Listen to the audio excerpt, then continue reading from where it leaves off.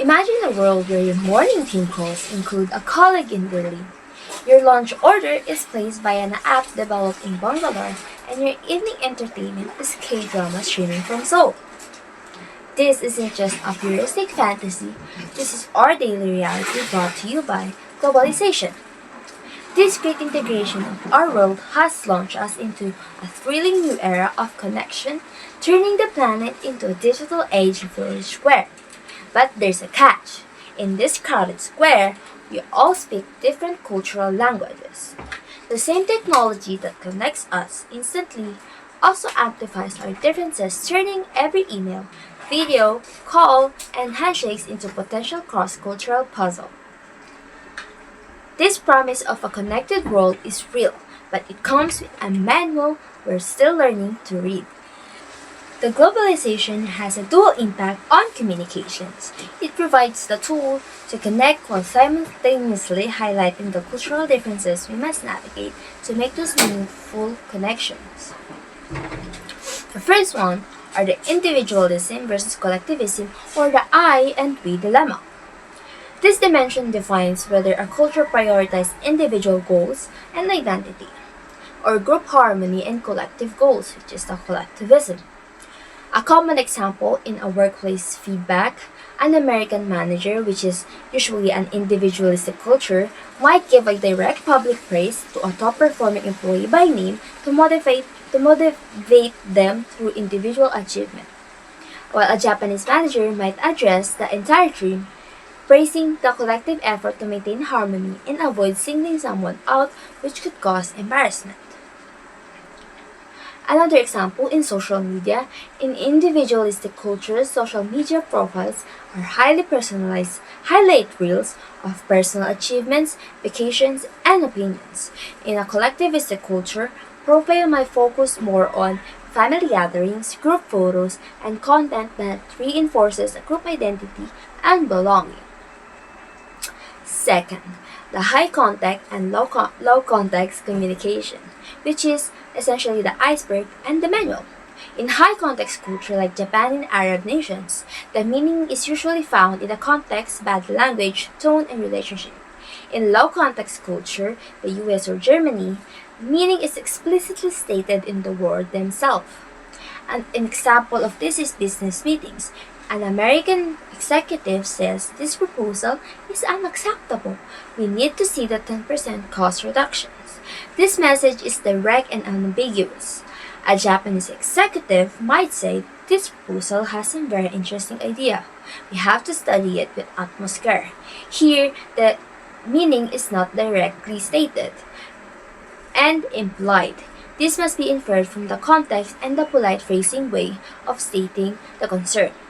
Another example is the marketing and advertising. Low context ads are tend to be direct, like the best car buy now for 23,000.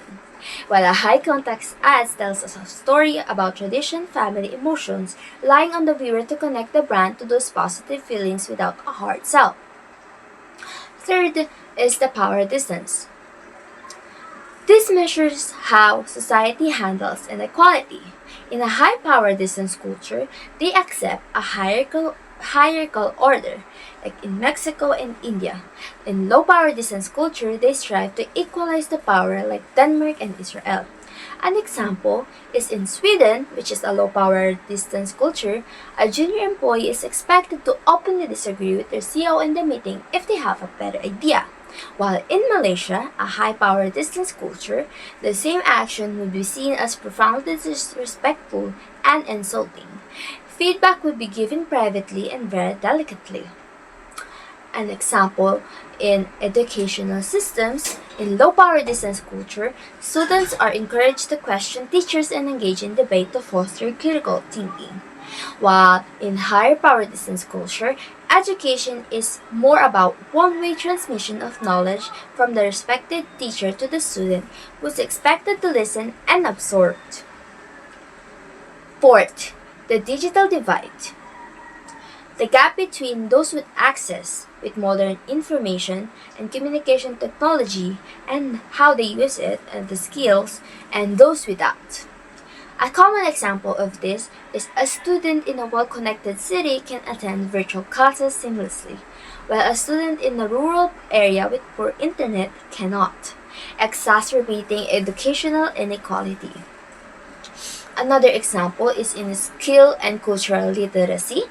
Access isn't enough. Someone might have a smartphone but lack the digital literacy to navigate the professional platforms like LinkedIn or cultural knowledge to understand the informal norms or international Zoom meetings, like when to speak and how to use the chat. They are physically connected but remain socially and professionally marginalized. The broader impact of globalization on communications. Separate from these dimensions, globalization has triggered several overarching, broader impacts that change the very nature of how we interact. First is the rise of the marketplace of language, theorized by John Blumert, that argues that globalization has created a new linguistic reality where your language skills are a form of currency. Your accents, fluency, and cultural vocabulary are assigned value and traded on a global scale. This creates inherent equality, privileging native English speakers those who can afford to learn the right way of speaking while devaluing other accents and dialects. Second is the pressure for cultural code switching. Globalization demands that individuals constantly adapt their communication style, practice known as code switching. You must be formal in an email to a German client, casual on Slack with your Canadian teammates, and indirect and respectful in a meeting with your Korean partners. The mental load of this constant shifting is a new and often exhausting requirement in the global workforce.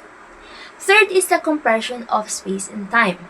Castell's concept of the space of flows describe how digital networks allows us to interact in real time across continents, creating a form of timeless time. This leads to the follow the sun business model where work passes across time zones to maximize the productivity. However, this blurs the lines between work and personal life and forces people in a certain time zones to live their lives on inverted schedules.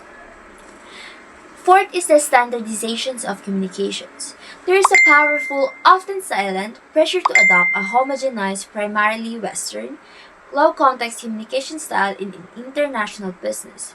This is seen as efficient, but it can devalue the subtle, high-context, and relationship-building styles of other culture, pushing them to the margins of potentially eroding cultural diversity in communications. And in conclusions, globalization has not created a flat world of understanding. It created a connected world of complexity. The tools are there, but the true challenge and opportunity lies in developing the cultural empathy and critical awareness to use them wisely, ensuring our global village is inclusive, not just interconnected.